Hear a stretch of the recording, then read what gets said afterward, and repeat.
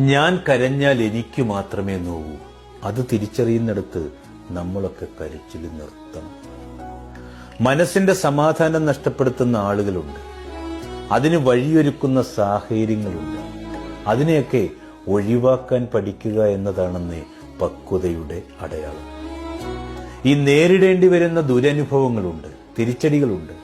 അതിനൊക്കെ മുമ്പിൽ പിടിച്ചു നിൽക്കാനാവാതെ പോകുന്ന ആളുകളെ കണ്ടിട്ടില്ല. ആഴത്തിൽ ആലോചിച്ചാൽ ശരിക്കുള്ള പ്രശ്നങ്ങളുടെ കാരണവും കിട്ടും. ഈ ജീവനും ജീവിതവും ഒക്കെ കൊടുത്തിട്ടും മനസ്സിലാക്കാൻ കഴിയാത്തവരോട് പരിഗണനയ്ക്ക് വേണ്ടി യാചിച്ചിട്ട് വല്ല കാര്യമുണ്ട്. അവരുടെ പരിഗണനയിൽ നമ്മളൊന്നുമല്ല, വേറെ ചില ആളുകളെ ഉള്ളു. അത് നമ്മൾ മനസ്സിലാക്കണം.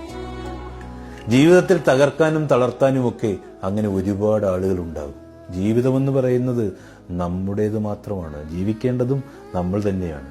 ഈ തളർത്തുന്നവരുടെ മുമ്പിൽ നല്ല അഭിമാനത്തോടെ ജീവിച്ച് കാണിച്ചു കൊടുക്കണം.